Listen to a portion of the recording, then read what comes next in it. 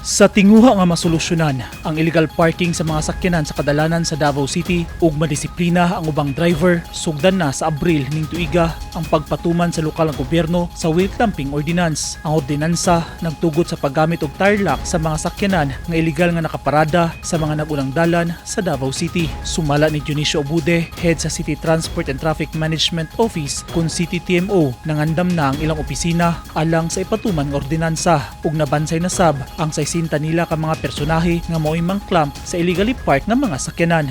Naman na tag-training sa atong mga kuans, mga personahe, katong mga deputize ang mga enforcer nga mao joy mag-clamp. So nanatay kuan na nag-train na sila kung saan paggamit, kung saan pag-smooth sealing ang pagtanggal o pagtaon. Karong Marso, magsugod ang dry run, din wala pa ipahamtang nga multa aron masayod ang driver aya ang full implementation sa ordinansa sunod bulan.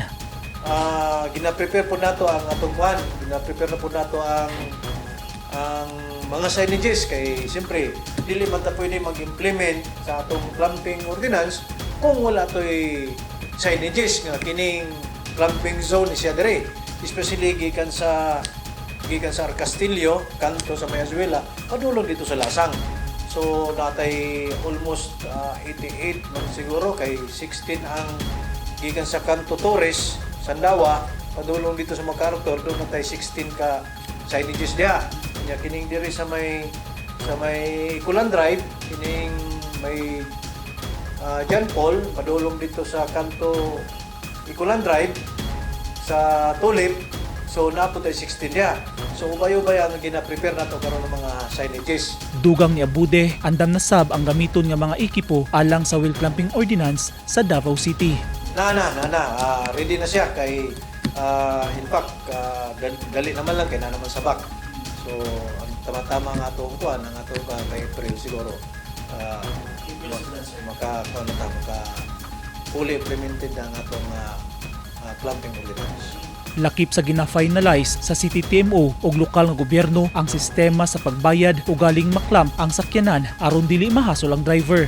Gina-anticipate mo guna mo, siyempre kanang gingon ta nga dapat dili madisturbo, dili mahasil ang kuan katong dunay violation nga maklamp. So kuan gyud namo coordination sa ato sa City Treasurer's Office. Gi-example nako nga in kaso nga na ako sa Lasang, na ako dito sa Bunawan, na-clamp ang akong sakyanan, na ako sa Asa, kunya gabi kung saan ako nga makabayad ko. So muna nga mong gina-isgutan. So na-resolve to siya kay makuha siya katong kitawag na mo nga UOPS, katong electronic order of payment system. So muna gina-finalize na mo karon. Nya napud tay alternate kining sa dikot kay 24 hours man na siya. Or additional kasi pwede nga natay tao kauban sa among enforcer na 24 hours na kay naaman dito sa atong naaman dito sa among